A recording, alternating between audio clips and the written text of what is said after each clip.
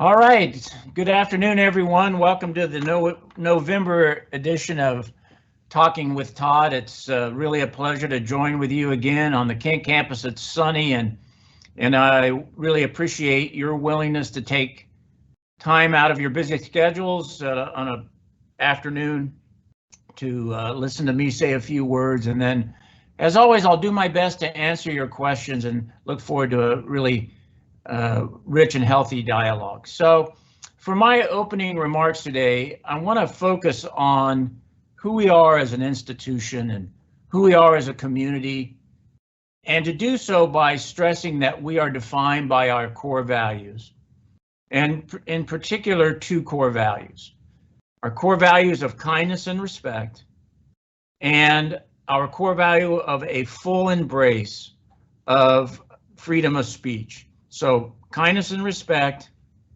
freedom of speech. And this emphasis on our core values, this is not the first time this semester that I've spoken about these values. So back in mid-August at the freshman convocation, my message to students was about our fierce commitment to both the freedom of speech and kindness and respect. So I urged our newest students at freshman convocation on the Kent campus, I urged these new students to embrace our identity, to embrace this commitment, and to learn how to agree, and to learn how to disagree, and to do so in a respectful and kind manner. And at the end of Talking with Todd today, we will drop a link to my freshman convocation speech into the chat box, should you so desire to watch it. So, since giving that address in August, we now have what's happening in Israel and the Gaza Strip. And I'll say that as an institution of higher education, we bear the responsibility to continue teaching our students, to continue teaching the community, and to do so from our core values, which I would argue are especially important during times of stress. Now, it's easy to have core values when there's not times of stress. It's even more important to stick with those core values during times of stress. So I am receiving messages and advice pretty regularly via email, usually, encouraging me to denounce this or to ban that. And let me say at the outset that without exception, these messages, when coming from members of our Kent State University community, have been professional. Those messages have been kind and respectful, really living up to our core values, even while the sender will express their fears or their anger. And without exception from our Kent State community, they very much align with our values of freedom of expression combined with kindness and respect. Periodically, I receive messages from people outside of our community that are less kind and less respectful and less positive, but I really want to thank people that have contacted me, both for sharing your very heartfelt opinions, but also doing so in a way that lives up to our core values. So thank you for doing that. Let me say that when I deal with these matters, I will always start and I will always return to the core values of kindness and respect and our embrace of freedom of speech. So instead of me talking more about what I'm against or what I denounce or what I think we should ban, I would prefer to tell you what I am for. And I am for the right to say what one thinks, with the goal of doing so in a manner that's kind and respectful of those who are going to think quite differently than you do. Kindness and respect on the one hand, freedom of expression on the other hand. Now look, this approach I know is easy to say. This approach is easy to explain, but it's a pledge that when you put it into action can be far more difficult to implement and far more difficult to follow. And I've thought about lately why that is, why you can say that you're going to adhere to these core values, but then it's hard to do so in reality. And I've been thinking a lot about lately that it's difficult to adhere to because of what I've been thinking about in terms of localization. The localization of national and international events. So I just want to walk you through 3 examples of what I'm talking about when I talk about localization. First, localization, when I talk about localization and how that makes it more difficult to hew to our values, localization includes how the reporting on events taking place on other campuses nationwide will often lead people to assume that the same things are happening here when they may not be happening here. Like there is a lengthy, pretty alarmist article in the Wall Street Journal today. I noticed it in particular because it's about UMass Amherst, where I used to be the deputy chancellor. And so if you read these stories from other universities and you might draw conclusions about Kent State, those might not be correct conclusions, and that's what I mean. That's an example, the first of 3 of what I mean by localization. Localization of a national and international event.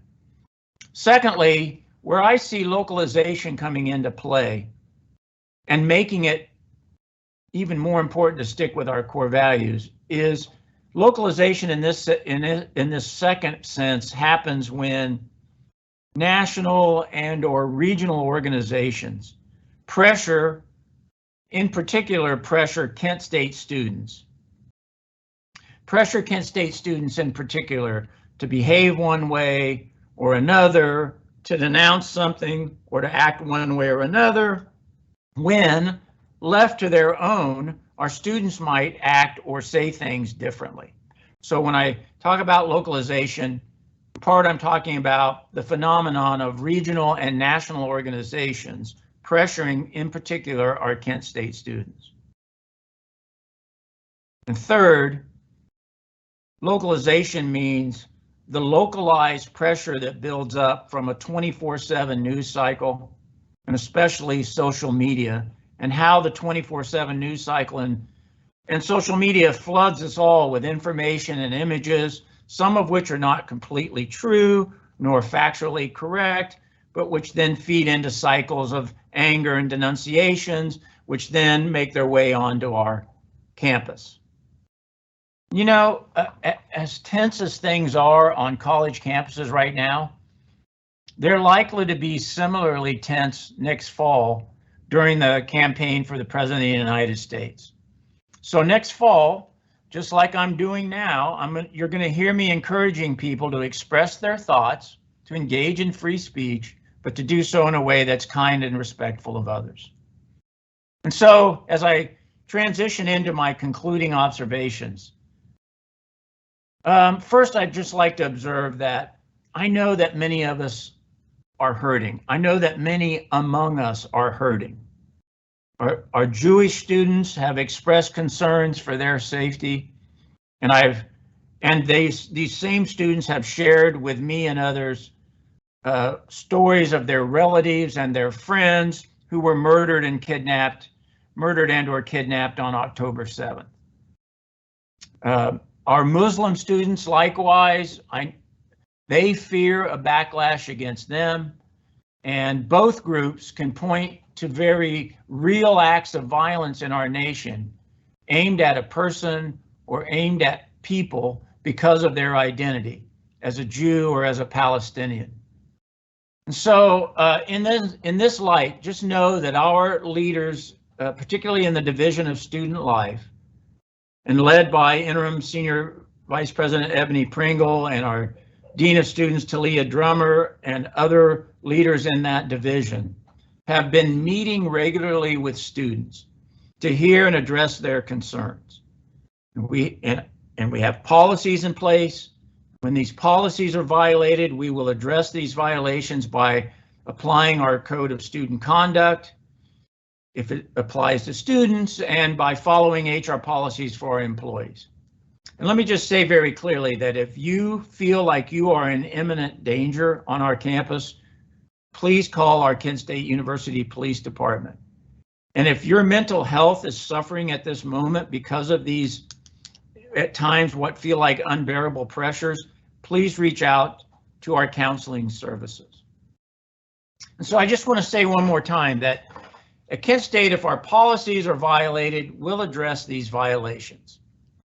And if we think speech is, if we think speech is not particularly kind or respectful, we will encourage people to do better. And particularly if that speech is coming from students, usually it will be our student life personnel that will reach out and ask to speak to people in person to remind them of our values. But I do want to say this. Speech, the freedom of speech, is the law of our country. And in only the rarest of circumstances can it be banned. Speech can be criticized, it can be challenged, but mostly it cannot be banned. So I think I'll just say this more forcefully. Speech can almost never be banned or curtailed on a public university campus. No matter how hateful it is or how hateful you find it to be, speech can almost never be banned on a public university campus. That's the law of the land. Second, just know that our Kent State University police leaders participate in regular, I believe they are weekly or maybe even more, but regular briefings with state and local law enforcement, federal law enforcement officials to learn about any specific threats in Northeast Ohio. So we have a pretty good idea on any day of what's happening in Northeast Ohio, and we plan and we act accordingly. And finally, we have experts on free speech and on academic freedom here at Kent State. And I have spoken with Dean Amy Reynolds. Dean Reynolds from the College of Communication and Information. She herself is a nationally recognized freedom of speech expert. There are others in her college who have that similar knowledge and training. And I've talked to her about holding some sort of teach-in or a Teams town hall podcast, something next semester to help us all understand free speech, what that looks like in the United States in terms of our policies, procedures, and laws. And in addition, speaking of experts, the leaders of our faculty senate and of our faculty unions are especially well versed in, and in my experience, are exceptionally effective at explaining what academic freedom is and what academic freedom is not. And I know that they are planning their own town hall or some version of a teach-in or some sort of event in the spring to discuss academic freedom. This would be in particular for our faculty. And they plan to do that next semester, not just because of tensions surrounding what's happening in the Middle East, but also to help us understand better what Senate Bill 83 would have in terms of its impact on academic freedom. So thank you to our Senate and union leaders, faculty union leaders for that.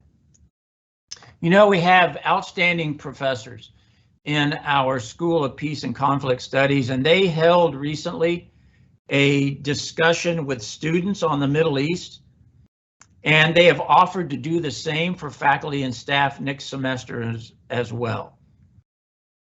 And I want to say a special shout out and special kudos to our undergraduate student government and their president, Julia Bonaiuto.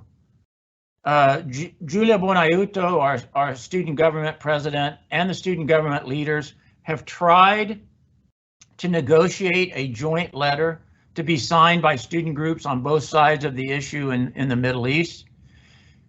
They've been trying to do that. They have not been able to craft a letter that has been agreeable to all. But nevertheless, I do want to say that our student government leaders have leaned into their responsibilities. And just know, student leaders, that I really appreciate your efforts. It speaks well of you. It speaks well of Kent State. It speaks well of who we are. So in short, you know, we're a university. We're an institution of learning and teaching, and we'll engage in multiple opportunities to learn more about what's happening in the Middle East.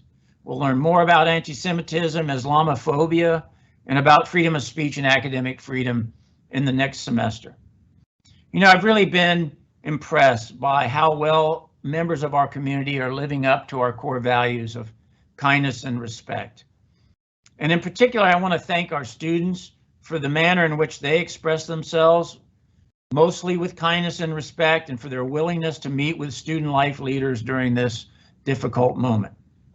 You know, a moment ago, and this will be my last set of observations, a moment ago I mentioned our School of Peace and Conflict Studies. The university's first official response to the shootings of May 4th, 1970. So the university's first institutional response to those shootings of May 4th, 1970 was to create what was the predecessor of what we now call the School of Peace and Conflict Studies, which reminds me that we are not every university. We are Kent State. We are not like every other university. We are Kent State.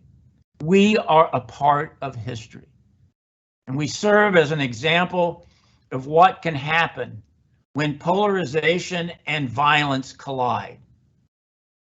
And as we make our way through these royal, difficult waters, I encourage you all to do what I do periodically. You know, every so often, at least 2 or 3 times a semester, I'll walk over to the May 4th site. And I'll visit the markers where the 4 slain students were gunned down. And then look at the discs that mark where the 9 wounded students were shot. And then as you do that, I know that all of us will embrace our community, a community of golden flashes, a community that is committed to free speech and doing so in a manner that is kind and respectful. So I think I'm going to stop there, and I appreciate your patience while I spoke for several minutes, and I'm glad to see that we have over 400 people with us, and I'm going to start answering the questions now. And the first question is, can you update us on Senate Bill 83? Has much changed that impacts Kent State? So Senate Bill 83 is not the law of the land. It is in the House Higher Education Committee. It has not been voted out of that committee yet. It's pretty substantially changed from what was in it at first, but it's still a proposal. It's still there. It has not been passed out of the House Higher Education Committee yet, and it has to get out of the committee to then get voted on by the full House of Representatives. So that's where we are on Senate Bill 83 as at this moment. Okay, the next question is, can you give an update on the transition to the new people, culture, and belonging division? So I know that Dr. Gooden, Amwaba Gooden, and her team are doing great work, and I know that they have been meeting regularly with the transition team to think through what we want this unit to look like and to do in the future. I've heard from Dr. Gooden that things are going well. I really appreciate her willingness to lead this unit. It really speaks to her strengths as a empathetic and caring individual who's absolutely committed to creating a culture of belonging at Kent State. And so kudos to her, kudos to all of our employees in that new unit. And I really want to tell you that I appreciate that. Wow, I'm almost embarrassed to answer this question. So it just says, happy birthday, how will you celebrate? So it's true that today is my birthday, and I'm 65 years old today, which feels weird to say that because, I don't know, I was going to say I don't feel 65, which I don't. I somehow feel like I'm still back in my 40s. How will I celebrate? Well, I've gotten lots of well wishes from people that I work with, and thank you for doing that. And you know, I'm sure I'll do something with Moema, and we'll probably talk to our son. And anyway, it's hard for me to talk about these things about me, but I appreciate it. Does the meal swipe end December 8th and continue again in the spring? It certainly is going to continue into the spring semester.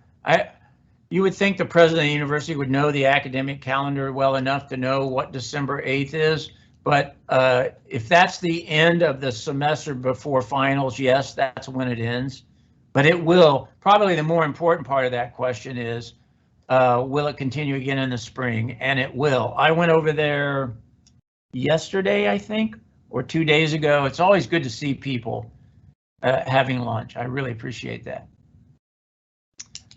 Can you provide an update to the IT and marketing centralization project mentioned at the last Talking with Todd? So I talked about how we wanted to, and let's not get hung up on words, it's about centralizing marketing. Look, what we really want to do is to make sure we're all on the same page. We want to make sure that our university communications and marketing folks are meeting regularly with their colleagues in all of the colleges. Let's not get hung up on whether that's a merger or a centralization. As a first step, we're just in a process we're talking through, but I know that we have opportunities to have the people on this campus in multiple and different units that engage in marketing communications. I know that we have the opportunity to get them together more regularly so that we can really have this great branding and these great news features that we're doing and really be rowing all in the same direction. So I appreciate that question. And for the moment, I don't see any more questions, so maybe I need to refresh my. Okay. Did you have a freeze out football game event this year? I did. It wasn't much of a freeze out, but it's really great. Look, I'm just going to be honest with you. As a president, I'm not a fan of night games. We do that as a league because of our television contract. I would rather play these games in the day, but we don't. We play our November game at night in the middle of the week. Hey, kudos to the people that go to those games. Thank you, students that go to those games. And, you know, I love the marching band, the Marching Golden Flashes. So the freeze out game, I always spend the entire game standing with the Golden Flash, the Marching Golden Flashes. They're amazing. And yeah, I did that. It was fun. All right, I don't know how to answer this. What concerns do you have for our students with marijuana becoming legal in Ohio? I mean, we, you know, like everything else, we just have to follow the laws of the state. You're not allowed to smoke on campus, and that includes marijuana. So you're not going to be able to smoke on campus. Otherwise, you'll be in violation of policy. I mean, we're an instrument of the government. We're a public university. We'll just follow the laws of the state. And also, and I appreciate these questions. Keep them coming. If you have any questions about freedom of speech or about what's happening in the Middle East, don't shy away from asking those. I'll gladly do my best to address those as well. Okay, can you tell me about the book on your desk? So I put this book up here both because I am rereading it and because I think it speaks to the times we are in. So this is Clark Kerr, The Gold and the Blue. Clark Kerr was in the 50s the chancellor of the University of California, Berkeley. And then in the late 50s and then through the mid 60s, he was the president of the University of California system. This is it's a two-volume set. So here's volume 1 called Academic Triumphs. This one's Political Turmoil. So volume 2 is all about political turmoil in the University of California system in the late 50s and 60s. On the one hand, you know, Clark Kerr had a chairman of his board of trustees was certainly aligned with the far right of politics in America. I think one or more of his trustees at the time was a member of the John Birch Society. And then on the other hand was the free speech movement, protests against the Vietnam War. And eventually in 60-something, 66 or so, the new governor of California at the time, Ronald Reagan, fired Clark Kerr. And Clark Kerr at a press conference, his final press conference as president of the University of California, said that he was leaving the job the same way he entered it, which was fired with enthusiasm. So I thought it would be good for me to reread the volume 2 of Clark Kerr's memoirs to remind myself of how he made his way through that moment in American history. Plus, it's really well written. It's just a really interesting book. As we enter into the second half of the year, is there any update you can give or share on our university budget outlook? I mean, when we create our annual budget, we're pretty darn careful about it. So I don't have any major changes or announcements to make about the budget in mid-cycle.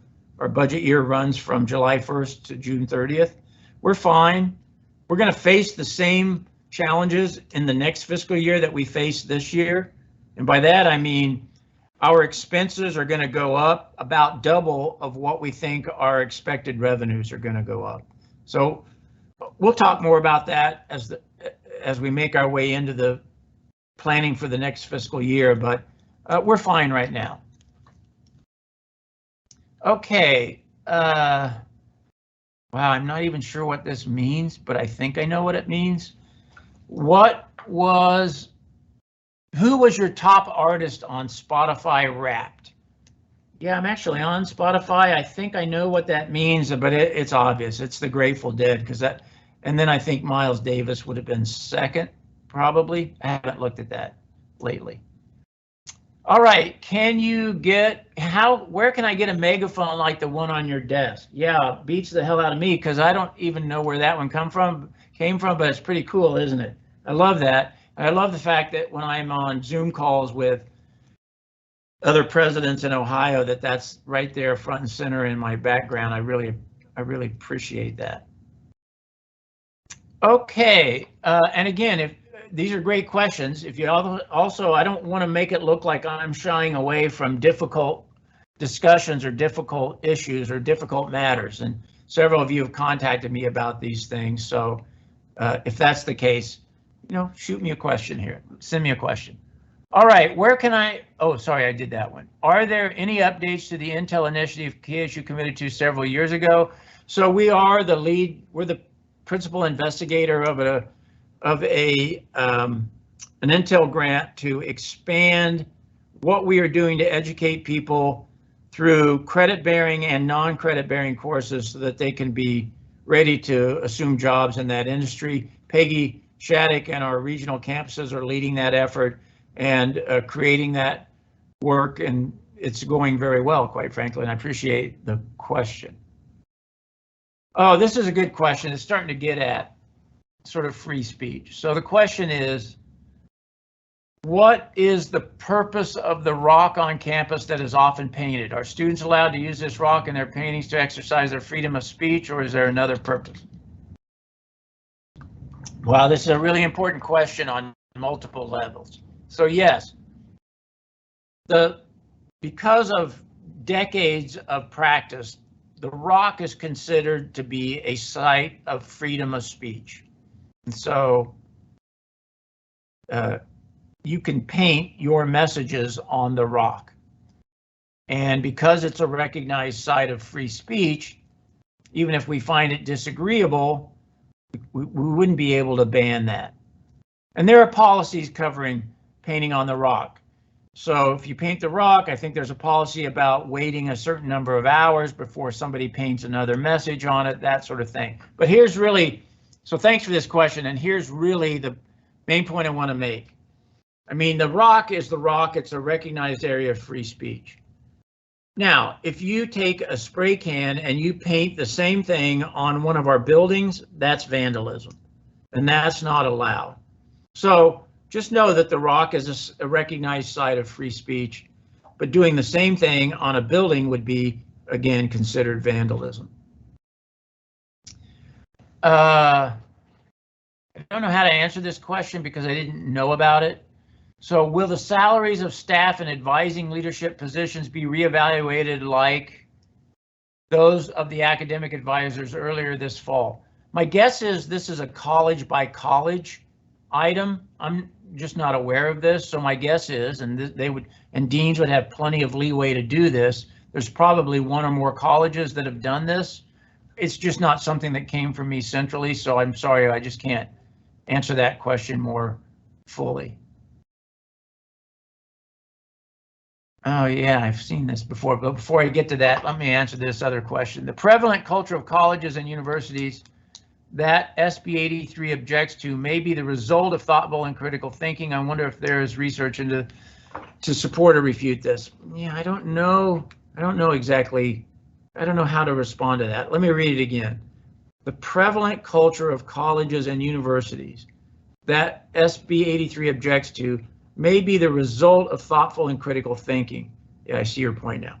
Is there research to support this? I don't know if there's research to support this or not. I personally feel like there is kind of one aspect of the Senate Bill 83 and that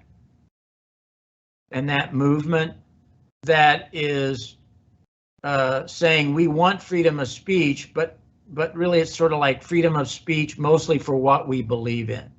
But you know, you can't have it both ways. If you have freedom of speech, you have to have freedom of speech. So yeah, I agree. I see where you're going with that. Okay, I saw this and I noticed this when I was reading, I don't know, the Chronicle of Higher Education or something. And I thought, on the one hand, I thought, I'm going to get to the question. On the one hand, I thought, yeah, this is a good idea. On the other hand, I thought, maybe not a good idea. This is really not a question, rather a suggestion. I think it would be great if you take one day a month and pick up students in a golf cart that are walking to class and do mini roundtable sessions with them, kind of like riding in cars with Jerry Seinfeld driving with Daikin. You know, there was actually an article in Inside Higher Ed or Chronicle of Higher Education recently about presidents that do that. I'll think about it. I mean, the negative thing that pops into my mind is I'm going to run into somebody that I can't give a ride to, and then they're unhappy because I'm full or whatever. So I worry a little bit about that. But it was interesting to read about other presidents doing that. Yeah, this is a good question. I'm going to give a non-lawyerly answer, and then I'm just going to appeal again to our core values. And the question is, and thanks for sending this question, because I think we just need to have these kinds of hard conversations. What do you feel is the difference between free speech and hate speech? Well, I mean, I'm not a lawyer, so I don't really know what the legal definition of hate speech is, but I do know this.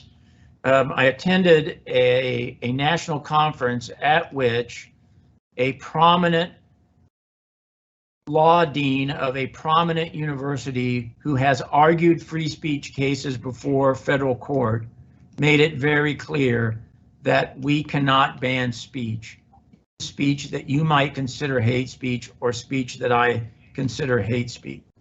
So what is the difference between free speech and hate speech? I mean, let me sidestep that and just say again, for me, I just want us to engage in dialogue and engage in conversation and to treat people the way they want to be treated and to treat people the way you want to be treated. And I would think anything that's shouting or overly aggressive or exclusionary, that just doesn't live up to our ideals. So do I know what the legal definition of hate speech is? Off the top of my head, I don't know what that is, but I do know what our core values are. I'm very happy that people follow those core values. I think it's well to Kent State, and I think it's emblematic of who we are as an institution given our history. Did Faculty Senate vote to raise the minimum for graduate assistant stipends? I don't know. I mean, I love the Faculty Senate. They don't set what people pay for graduate assistant stipends. That's a college by college decision. I've been out of town for the past 2 faculty senates, so I don't know if they voted to raise the minimum, but what they would have voted on was to support calls to raise the minimum. And look, I don't want to be flippant here. Let me say that I've said all along, we need to treat our employees and our graduate students in terms of compensation the best we can. And we'll continue to look how to do that. The challenge is that we're operating under a 2-year budget, which features state support that's well below inflation. So that's the struggle. But I don't want to make it look like I'm not interested in graduate assistant stipends or that deans are not exploring how to do that. I'm sure they are, and I am. But in terms of did the faculty vote, Senate vote, I just don't know if they did or not. Wow, I don't know. This is a good question, but let me answer it slightly differently. Oh, interesting. Okay. Is Kent doing anything to prepare for what could be an influx of students if Eastern Gateway fails their next audit? You know, just Eastern Gateway is a community college in far eastern Ohio, over by Youngstown, and I think it's in Steubenville. And they are having some issues and some federal investigations. And I think we're always ready to help students enroll at Kent State. So, and it won't be limited to just Eastern Gateway. If we see private colleges struggling, we would also want to make sure. And how can we do that? Well, here's what we can do. We can make sure that our application procedures are clear. We can make sure that all of our policies for enrolling people, financial aid, and all of that is clearly presented. That's how we can prepare for what might be an influx of students. Can you do a Todd Tries It job with One Stop Next? Yes, I would love to do that, but I need to have a one-stop expert beside me so that I don't mess up a student's financial aid or advising, what have you, because you guys do a great job in One Stop. You know all that. I don't know it, but yeah, that would be fun. Good idea. Going off the topic of meal swipes, where is your favorite spot to dine on campus? Well, almost 100% of the time I dine at Eastway, and that's great, and shout out to Eastway, but I do so just because with my schedule, it's the closest place that I can get to. So I'm going to say Eastway, but that's not to cast aspersions on the DI Hub dining hall either. It's just that it's easier for me to get to Eastway. Are grant-funded positions subject to layoffs and budget cuts? If they're fully grant-funded, it would be what's in the grant.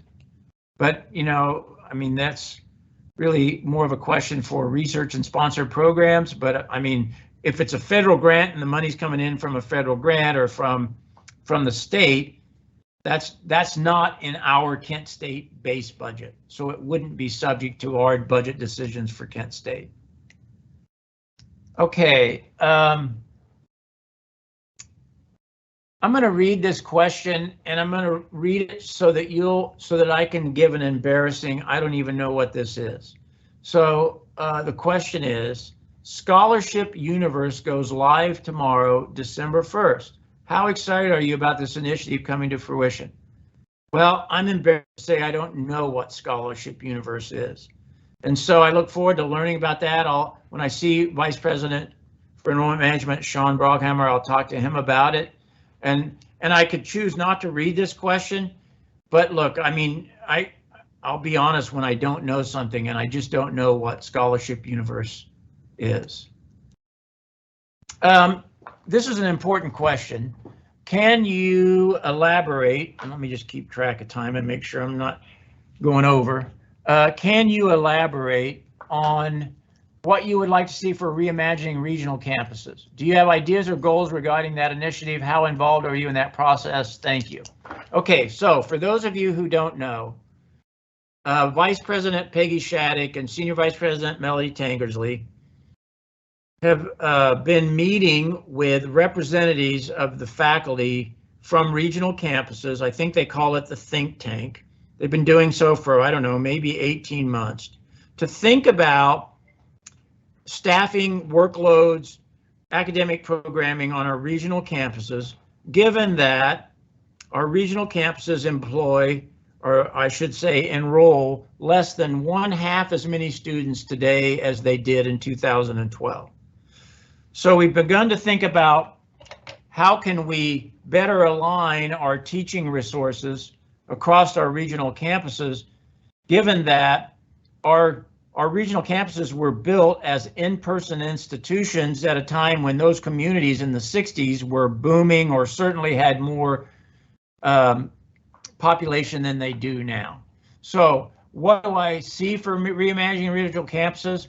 Hopefully what we want to do is to make sure that our professors are teaching students in a way that is effective, but also efficient from a budgetary standpoint, given that we have fewer and fewer students on the regional campuses. Now, do I have goals or ideas for that initiative? Well, the goal is to keep all of our campuses physically open, even though enrollment has declined by 50% in a decade.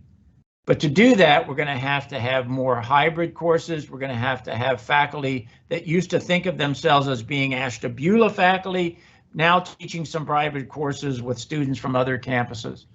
And I just really want to give a shout out, particularly to the regional faculty that have participated in the think tank, and to give a kudos to Provost Tankersley and to Vice President Peggy Shattuck for their work. Can you respond to how the Supreme Court decision regarding affirmative action is impacting how we give out scholarships to students based on race and gender? You know, I think Kent State University historically has been absolutely committed to access, and something like 86% of the students who apply to Kent State historically have been admitted.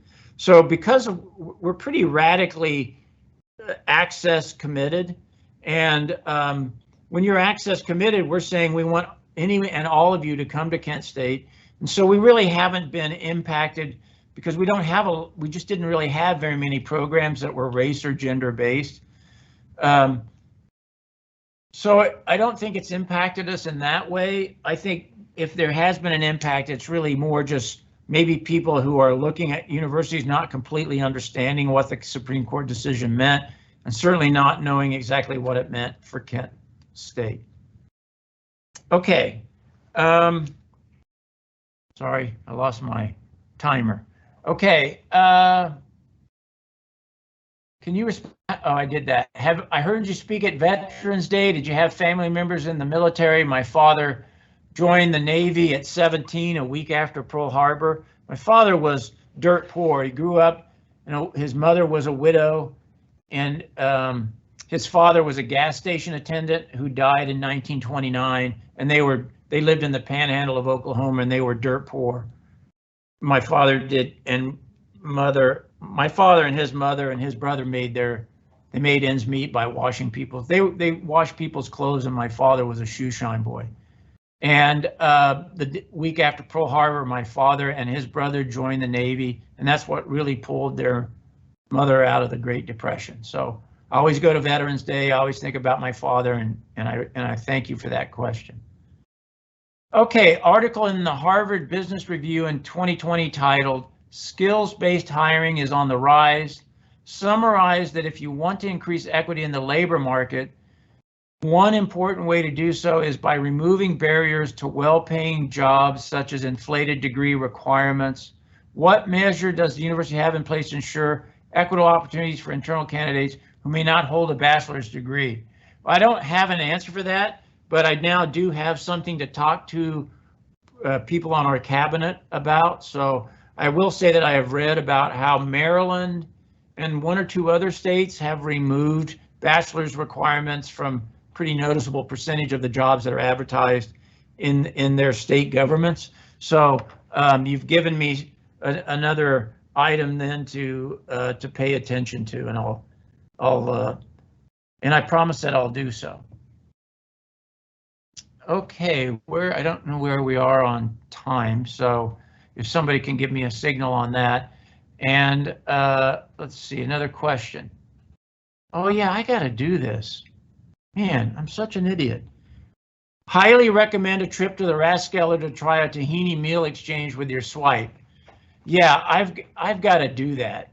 I'm going to be honest with you. I completely forgot that I can use my meal swipe in the student center. My fault, my bad. So whoever sent me this comment, hey, kudos to you for reminding me, and then through me reminding others that that we can use our meal swipes. Okay, so it looks like we still have plenty good amount of time to go, and again, keep your questions coming, and I'm certainly not going to shy away from the difficult ones about anything that you want to talk about. Okay, you talked about stipends for graduate student workers. Has the university looked at staff salaries in relation to rising cost of living due to inflation? I mean, that's almost all that Mark Politico and his folks in finance and administration do. This is the rub of where we are right now. We're coming out of an inflationary environment, and our resources, our revenues have not kept up with inflation. So our expenses have skyrocketed, but our revenues have not, in part because of state funding and it's just a squeeze that we're all experiencing right now. But I promise you that we look into this, and we are definitely driven by wanting to do well by our employees. If we don't do well by our employees, who are we as an institution? But my saying that, I then have to follow up that by saying, we operate in a pretty difficult budgetary environment right now, honestly. We're not in bad shape. I've talked about that before, but it's difficult. Okay, should the administration denounce strongly hate messaging on campus given such pro-Hamas messages were seen on campus? Yeah, look, I mean, I'm going to continue to stress what we are for. And we are for kindness and respect. And I'm not going to wander into hate messaging simply because that's a definition, and your definition of what might be hate messaging might be different from someone else's different definition of hate messaging. And actually, it's all covered by freedom of speech. But I will say this: we look for kindness and respect while expressing our freedom of speech. And I would say that things that suggest that Israel should disappear, that feels exclusionary to me. And I would say that personally, that doesn't live up to the ideal that we seek at Kent State University. And then on the other hand, some of the vitriol that we see more nationally thankfully than here at Kent State, aimed at Arabic speakers and Muslims, Islamophobia, that's completely not living up to our ideals also. So let's all just focus on what we're for. We're for talking to people like we would want them to talk to us. We're for freedom of speech. And freedom of speech means that people have the right to say things that you or I might find disturbing, objectionable. That's America. But we're Kent State, and we know what we can do based on our core values. Oh boy, I wish I knew the answer to this. Jeez, I don't know, but I need to educate myself on AI, artificial intelligence, and I'm going to do so this summer. But how can universities prepare students for a world where AI is increasingly prevalent? Boy, I've read, maybe like you, I have read in the Chronicle of Higher Education some really great examples, and maybe in the teaching section of Inside Higher Ed, I've read some examples of particularly in classroom, doing some in-class assignments, maybe using both AI, but also then doing some face-to-face work that helps us get around some of the deficits of AI in terms of who's doing what. So I look forward to educating myself on that. All right, so I think we're out of time.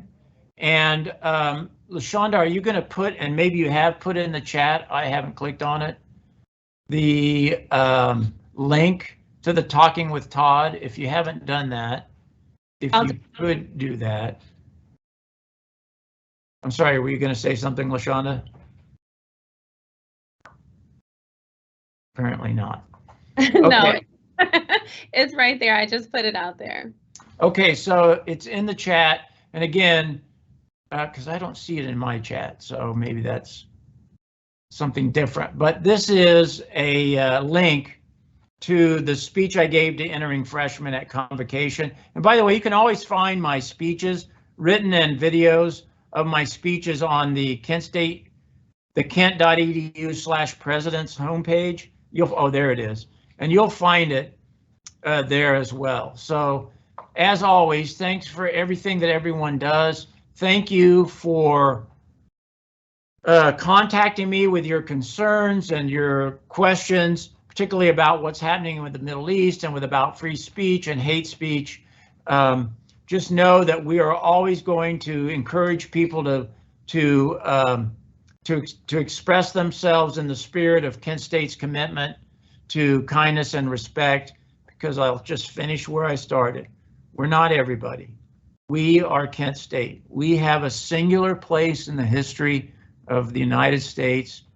We have a singular opportunity to demonstrate to others how to engage in tough conversations, but in a way that respects the opinions and the humanity of those who may disagree with us in the most difficult of conversations. Thanks for doing that. Thanks for being a part of this great community. And if I don't talk to you before then, have a great winter break. And I look forward to seeing you at our next Talking with Todd. So thanks, everyone. Appreciate it.